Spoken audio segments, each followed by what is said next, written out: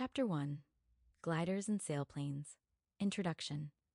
A modern glider, such as the one pictured below, can fly high and make long cross-country flights with a skilled pilot at the controls. Figure 1-1. A DG Flugzeugbo GmbH 800 billion series glider. The Code of Federal Regulations states, glider means a heavier-than-air aircraft that is supported in flight by the dynamic reaction of the air against its lifting surfaces and whose free flight does not depend principally on an engine. The term glider also designates the rating placed on a pilot certificate once an applicant successfully completes required glider training, has the requisite experience, passes any required knowledge test, and passes the appropriate practical test. For a glider to fly, it needs a means to become airborne. Early gliders could only launch from the top of a hill. And Figure 1-2. Otto Lilienthal in flight during the mid-1890s. Figure 1-3. Orville Wright and Dan Tate launched the Wright 1902 glider off the east slope of the Big Hills, North Carolina, on October 17. Wilbur Wright was flying the glider. After development of powered flight, an airplane could tow a glider to altitude, and this became a common means to launch a glider. While early glider designs would only descend after tow and release, later designs could release and take advantage of natural rising air to continue to gain altitude.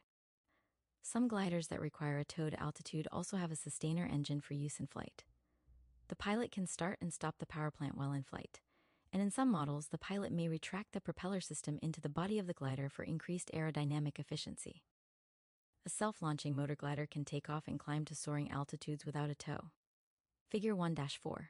An ASH 26E self-launching motor glider with the propeller extended. Glider pilot training. How does a person obtain glider flight training? With a general location in mind, an individual may consider several options, including an FAA-approved glider school, privately owned commercial glider school, or college, university, or private soaring club. These will have FAA-certified flight instructors who can provide instruction. Published articles, soaring-related websites, and discussions with other pilots may help a prospective student create a list of items to look for in a training provider. An interested person should consider the quality of training provided. Good instruction follows a structured syllabus and a building block approach. Prior to picking a school, visiting the training provider and talking with management, instructors, and other students can reveal the pros and cons of choosing a particular club or commercial school. Before making a commitment, the prospective student should take an introductory lesson. After deciding on a provider and making the necessary arrangements, training can begin. Individual commitment to a regular training schedule maximizes student progress and retention. To be eligible to fly solo in a glider, unrated pilots need to obtain a student pilot certificate, be at least 14 years of age, and demonstrate satisfactory aeronautical knowledge on a pre-solo written test administered by their instructor. Before solo, a student pilot also receives ground and flight training for the maneuvers and procedures listed in Title 14% of the Code of Federal Regulations, Part 61, Section 61.87. After a student pilot meets the administrative requirements and demonstrates satisfactory proficiency, the instructor may endorse the student's logbook for solo flight. Note that rated airplane pilots can increase their overall knowledge, skill, and understanding of safety of flight by adding a glider rating. The addition of a glider rating enhances an airplane pilot's ability to manage flight without power should an engine malfunction occur. Rating eligibility.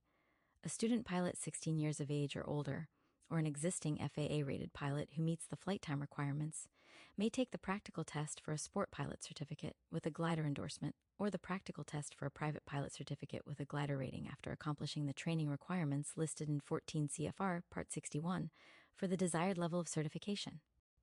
To be eligible for a commercial or flight instructor glider certificate, an individual must be 18 years of age and complete the specific training requirements described in 14 CFR. The applicable Airman Certification Standards or Practical Test Standards contain the knowledge and skills required for pilot certification and describe the testing process.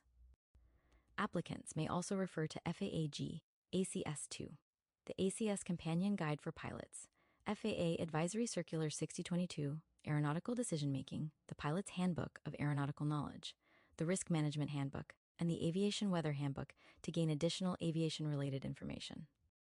For more information on the certification of gliders, refer to 14 CFR Part 21, the European Aviation Safety Agency Certification Specifications 2221, and the Weight and Balance Handbook, Medical Eligibility. A person may exercise the privileges of a glider rating or those of an authorized instructor in a glider without holding a medical certificate. However, 14 CFR Part 61, Section 61.53 states, "A person shall not act as pilot in command or in any other capacity as a required pilot flight crew member, while that person knows or has reason to know of any medical condition that would make the person unable to operate the aircraft in a safe manner."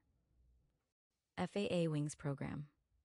Rated pilots should compare continuous training and practice to Fort 61, Section 61.56, and, within the previous 24 calendar months, in order to act as a pilot's realize. Many astute pilots realize that this regulation see safety and enjoyment of flying. In the Path to Enhanced Proficiency 61.56. The program provides continuing pilot education and contains interesting and relevant study materials that pilots can use all year round. A pilot may create a Wings account to obtain current information concerning risk mitigation. The program provides a means to improve risk management skill as a means to increase safety. As an added bonus, completion of a phase of the Wings program can count for a flight review, and participants may receive a discount on certain flight insurance policies. The link to create an account is www.faa.gov chapter summary. Gliders include heavier than air aircraft that need a means to become airborne. In a modern glider and once aloft, pilots have a variety of means to sustain flight. To become a glider pilot, a prospective student should investigate training options and pick a suitable training provider.